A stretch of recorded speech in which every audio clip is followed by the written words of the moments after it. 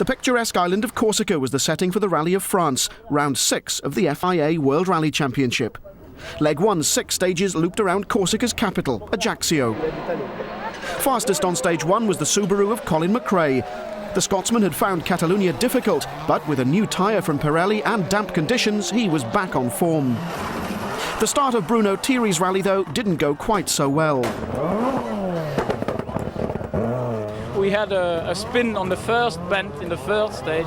After 100 meters, I went off, and impossible to find the reverse gear, because with this sequential gear I was a little bit under pressure, nervous, and lost a little bit of time. Piero Liati and Fabrizio Pons would also have a frustrating morning and would be 12th going into the afternoon.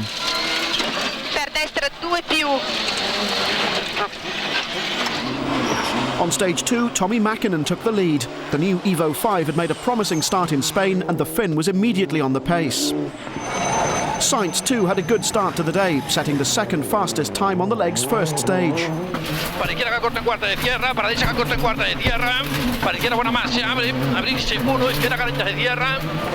Didier Auriol's won the rally 6 times, but was off the pace in 6th place.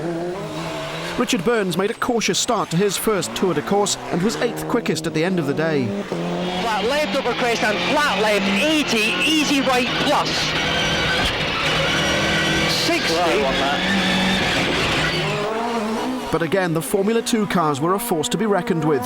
Francois Delacour led the charge, whilst his teammate Panizzi finished the day in 7th place. After Catalunya, the Citroens had been expected to shine, but they struggled in the day's changeable conditions.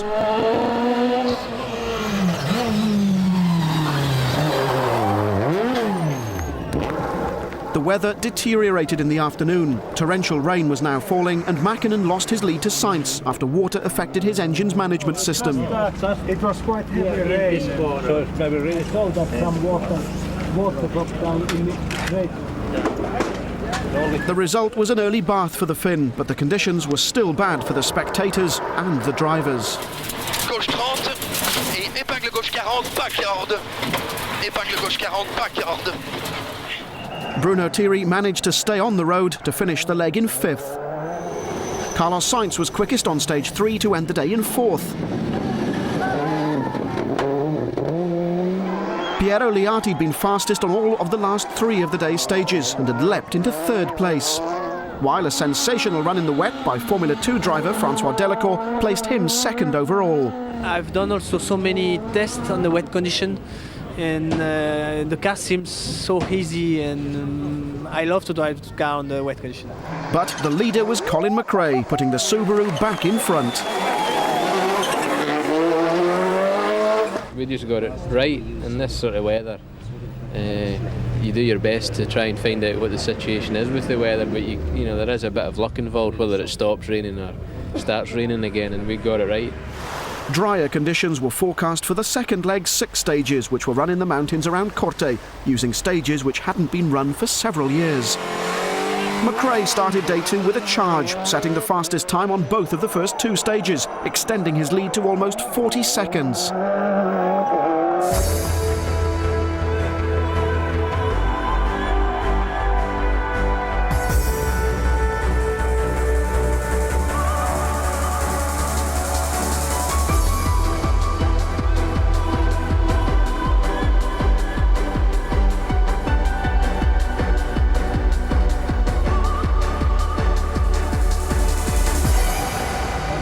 Carlos Sainz started the day well, but the Spaniard was forced to stop between stages 6 and 7 with a persistent misfire.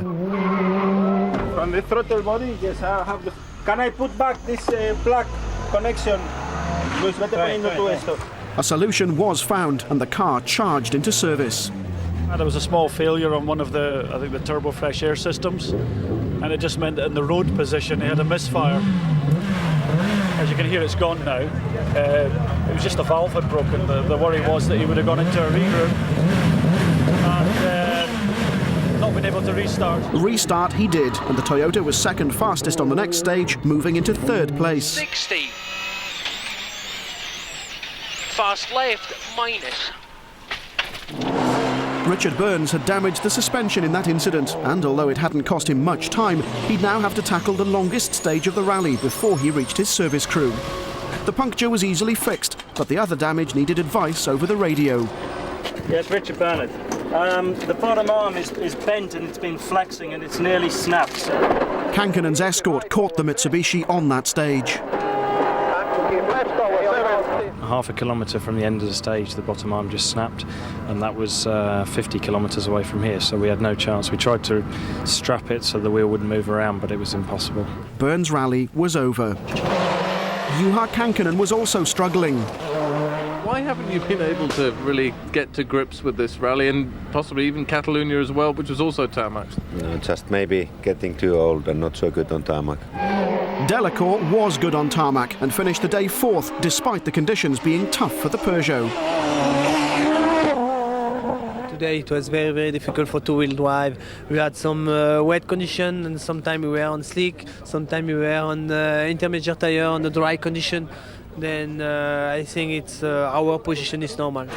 Liati posted the fastest time on the day's last stage to finish third, whilst Sainz posted two fastest stage times to finish second. Colin is quite well ahead, Liati very close to me. We have to see tomorrow what are the conditions, how everything goes, everything possible. Anything may be possible, but Colin McRae had been quick all day and ended the leg with a lead of over 47 seconds. 33 left plus light narrows into long 6 right minus and 3 right. After 2 miserable days, the sun came out and dry asphalt was the order of the day. Leg 3 was an exact repeat of leg 1, taking the cruise into the mountains around Propriano. The day's first stage saw the retirement of Philippe Bugalski, the Frenchman forced to park the Citroën Zara with suspension damage. Problems were also in store for Sainz on stage 15. Cesar, per izquierda que en cuarta, Cesar mucho, per derecha bona más corta, abrirse uno, derecha bona más ojos de tierra. The puncture cost him any hopes he had of a podium finish. Well, we took the risk to go without the ATS and we got the puncture, that's all. What benefit could there have been running without the Moose? Always it's a little bit faster. On stage 14, Carlos's teammates suffered from a lack of turbo boost. We lose suddenly the power. In the road section we find the problem, and there are some, I don't know how you call for Titan, and it's gone, it's broken. Clips, yeah. Clips, it's broken. So the hair pass away and no power. Didier, though, recovered to finish the rally in 6th place. Thierry was fastest on 3 of the first 4 stages and looked to be heading for the podium until... Droite 25 plus, gauche 30 plus plus, bref. Pour gauche 30 plus, long droite 30. Ok, vas-y, première. Vas-y, fonce, le pilier, c'est rien. Gauche 30 plus, long droite 30, allez, long droite. 5th then for the Belgian, and 4th place went to Panizzi in the Peugeot 306. But the battle was on for 2nd between Delacour and Liati. Francois Delacour and Daniel Grataloup in the 2-wheel drive Peugeot versus Piero Liati and Fabrizio Pons in the 4-wheel drive Subaru.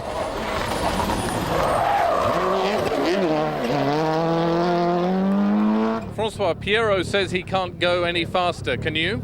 No, I can't, but maybe it's possible to catch him. Liati and Pons set off on the final stage with an 8-second advantage, but could only set the 5th fastest time. In sinistra 2, interdestra 2, lunga pieni. It wasn't enough. Delacour set the 2nd quickest time for the stage and took 2nd place on the rally at the very last moment. Colin McRae knew he only had to keep the Subaru on the road to take the victory. 30 left over crest, okay. Well done, chap. Cheers, mate. Spot on. McRae arrived at the final service area to the applause of his mechanics.